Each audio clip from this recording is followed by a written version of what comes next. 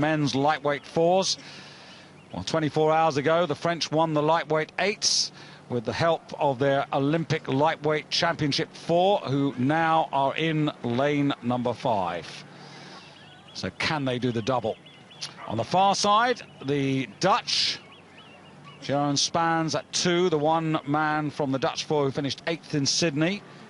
Then Canada, Ian Bramble at stroke, Chris Davidson at 3, and Gavin Hassett in the bow. All 3 of them in the boat that finished 7th in Sydney.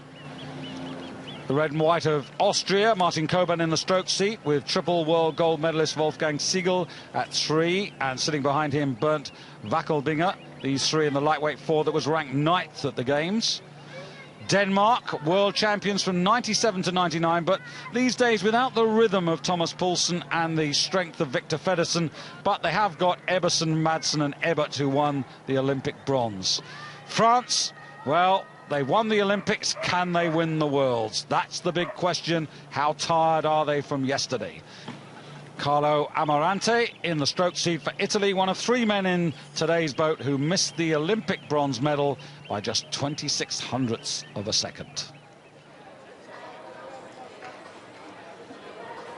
Well, it would be great to see the Danes defend the title, but I think they've got it all to do against this French four if they're really feeling good today, Dan.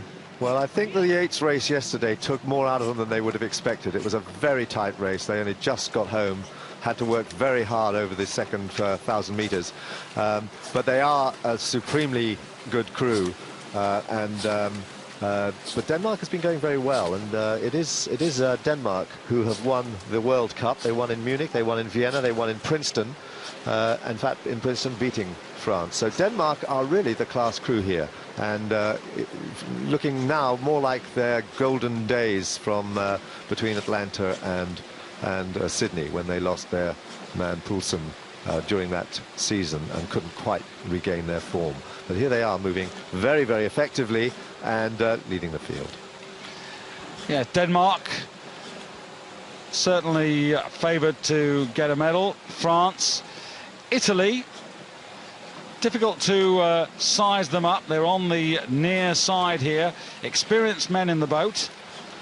Nearly all these crews were in Sydney. All these competitors were in Sydney. 1 or 2 crews with one new person in the boat, but all of them, they know each other's game plan. They've been here before. They have been racing each other for the last 3 or 4 years. So France and Italy, the slowest through the first quarter of the race, but there's not much to choose between them, and just beginning to move up at the moment now, down the Austrians, who were 9th in the Olympic ranking. Yeah, they were 3rd in Munich and 2nd in Vienna in the World Cup this year, so not a great crew, but very effective, very consistent. But I would have thought certainly with France fully on song, they would have been in front, but they are really having to struggle to get back on terms. It's really hurting them, and they wouldn't have wanted to be so far back in this first part of the race. There is this tendency to regard all French crews as having this style of coming flying at the finish, but this has been a regatta where we've seen all the way through the week, Dan, that it's very important to be up with the race pace. Sure. Very difficult to come back from more than half a length or 3/4 of a length down at halfway. Pinson did it in the pair. There have been a few doing it well. Remember Sinead Jennings, she did it so well in the single. But generally, you know, you need to be up there in the front of the field. But Italy moving very well there in their boat, very experienced guys. That hard leg drive that they have, and that follow on through with the body through to the end of the stroke.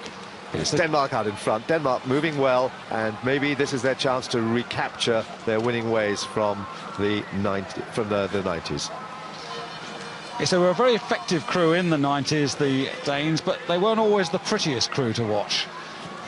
No, that was true. It was the most aggressive, tough crew, and a crew that worked very much in the gym, building up their strength. A very strong crew, but they didn't do much wrong. I mean, they weren't. They were very close to the heavyweight four all through the period between Atlanta and Sydney. They were always only about a second and a half behind them. They always believed that they could beat the heavyweight boat, but they never actually did it. It was always about a half a length, three-quarters of a length in it.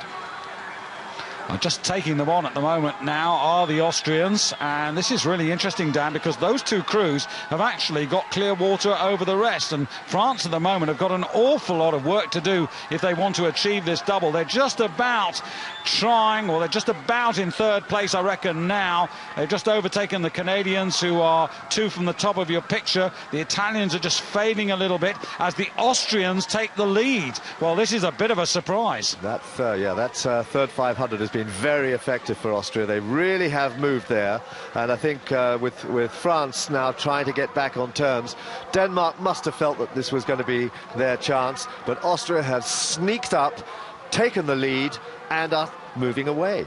Well, I just wonder whether this is one of the smartest pieces of rowing that we're going to see here, because the Austrians seem perhaps to have taken the opportunity. They've seen the French so far back and decided that they're going to go, and they've gone really quickly. Their time 1:29.81 for that third quarter now, and the Austrians with almost quarter of a length over the Danes. Here come the French. They're flying, they're moving, but is it all too late? Because they've got an awful lot to do in this last quarter, and there's only barely 250 metres to go.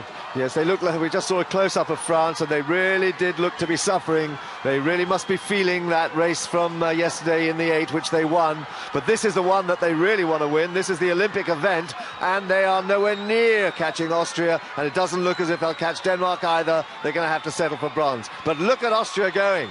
This is a surprise, and there they are out in front, half a length ahead of Denmark. Denmark moving well, and it's going to be France in third place, the Olympic champions. Well, Martin Koban, Wolfgang Siegel, Bernd Wackelbinger and their new man, Sebastian Sagada, are at the moment holding off the Danes. The French can't close the line. He's going to come in time for the Austrians now, and this is a real upset. Few would have had their money on the Austrians, but the Austrians have pulled it out. Look at the advantage. It's gone from quarter to just over half a length there, ahead of Denmark. France take bronze ahead of Italy, and then a little fight on the far side with Canada just getting home ahead of Holland. But what a performance by these Austrian four.